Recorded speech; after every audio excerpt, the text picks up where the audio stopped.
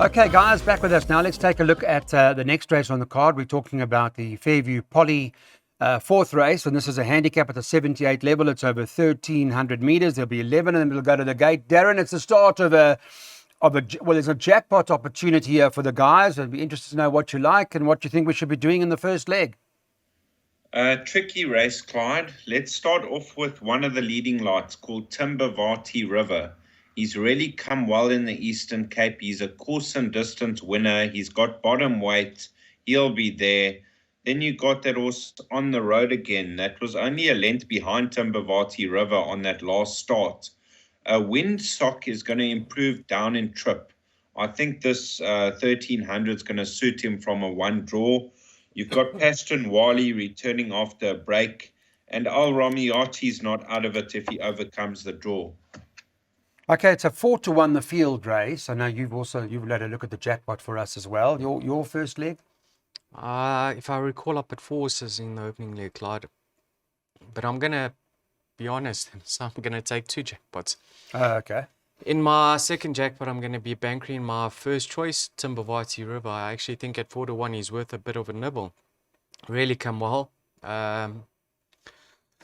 Excuse me, Clyde. Last time out, we saw Richard Freak just get the fractions to a T on Path of Choice up front. He was closing in nicely in the latter stages. He picked up a slight penalty, but I don't think that's going to be his undoing of here. He's supremely fit. He goes well over the course and distance, a neat draw and low galloping mass. So certainly the horse to beat. If you like him, you have to respect number 8's chances. On the Road Again, like Darren touched on, there's nothing separating the two of them. Pembroke, 2 fair runs in the Eastern Cape. He trotted up last time out, but he didn't beat much, but it was the manner in which he won, Clyde. Yeah. He's been rested since then. I wouldn't be shocked to see him win. And Life on Mars, he's a dangerous front runner on his day. But I think Timbavati River certainly deserves a victory for his consistency. Okay, it does. Timbavati River. Hopefully they'll get it right. There's a jackpot. Here it is. This is from Daryl's perspective.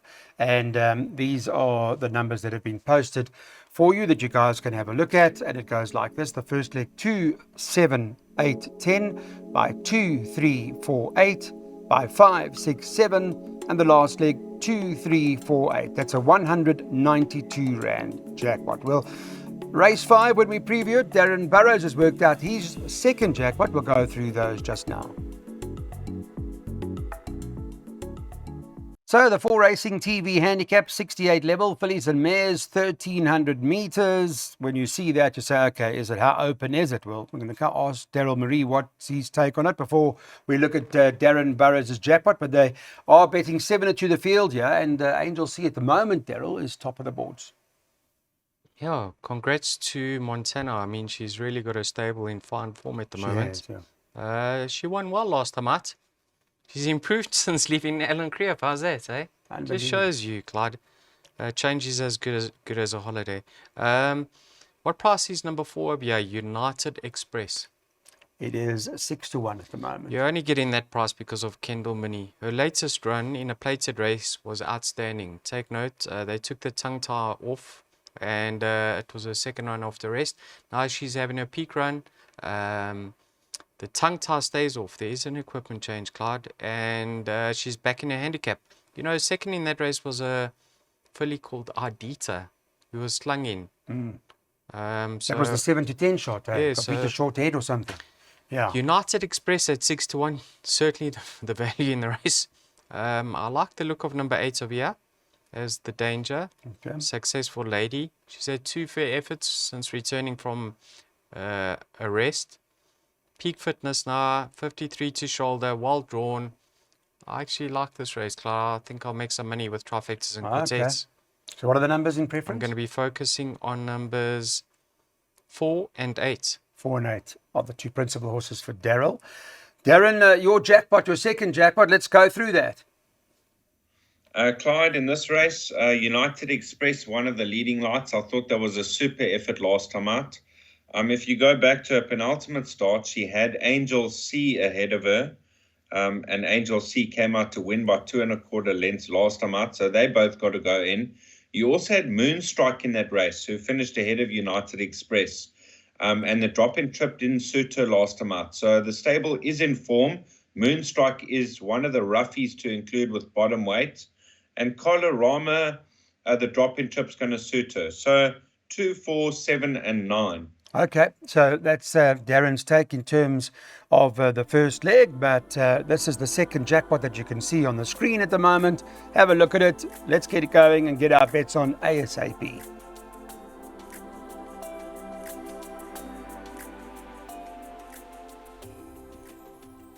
On to race number 6. It's a handicap at the 66. It's over 1,600 meters in this race. It does run at around half past 3, that is. Just quickly, I'll just chat to Darren about it. Number 7, Grand Destiny's top of the boards at the moment, Darren. It's 18-10 favourite right now. And the 5, Empire Blues, the second choice. When doing this, remember, a few days ago, at 5-2 is the second choice. They do bet 8-1 bar the 2. Can we draw the line there? Clyde, this horse Empire Blue should be around 14-10 in the betting on his recent form. He got beat a length by Acorn when he was out at the weight. I remember Acorn being best weighted there, and Ayaf Yaliyakul was second best weighted, who ran second. This horse was only a length behind them. And last time out, he ran in the Racing Association. There was a feature race behind the Cape Raider Underworld. So surely in this type of company, Empire Blue is hard to beat.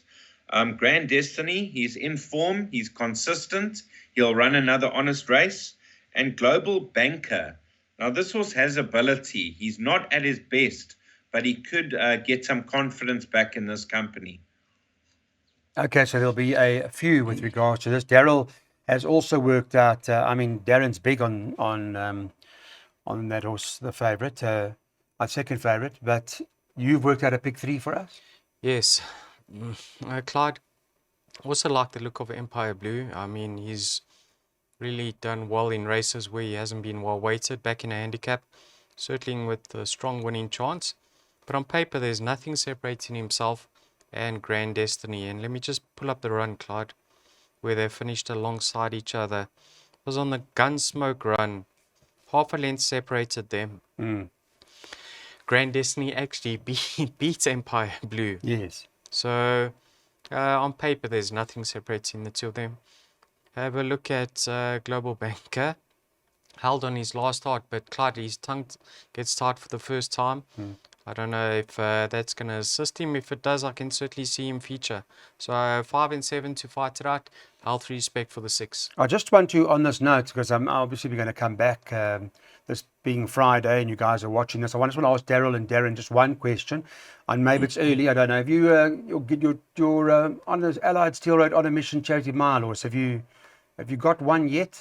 Is there one that we can start focusing on at the moment? I know we're going to do the show again on Friday for Saturday, but early look. It's a difficult race, Clyde. You've got horses that are full of class, that their class could pull them through. And you've got horses that have had ideal preparation. And Bingwa falls into that category. He's having his third run off the rest from a 1 draw, so you can expect him to go well in the charity mile once again. Yeah, you liked him last year. What's it, the Allied Steel? Yeah, Allied Steel. You liked him last year. Darren, just a quick one from you. Have you had a look at the big race on Saturday yet, or should we wait until Friday or Saturday?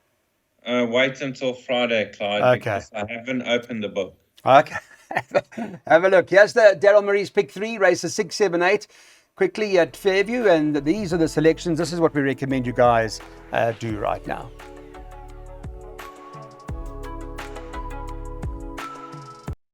I'm going to talk to Darren Burrows now about race 7 because he's got a horse running in this particular event, and I want to ask him what's the latest with Peace in Our World number 3. Just to quickly, before I get to you, Darren, this is the Play Soccer 6, 10 and 13. It's a Pinnacle Stakes over 2,200 meters, so obviously you've got to watch the weights and the conditions and all that goes with it, the best weighted column, get updates on all of that. The market, when we did the show, it will change by the time you're watching this, I'm almost certain, but the 4 Bournemouth, who's been in very good form, is trading at 15-10. That's the favourite for Alan Krief.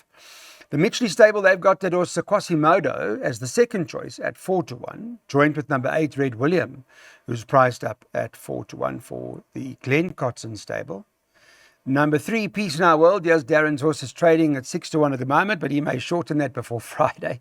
Number 6, Zigzag, is trading at 12s, and the one Tarantino is trading at 14-1. I think that's all I've got in front of me at the moment with regards to the race. It's obviously the last double of the day, and Darren Burrows is standing by. Darren, I know there's some good horses that we're taking on here with Peace in Our World, but a good run behind Prince Vion last time. You were only beaten a half a length.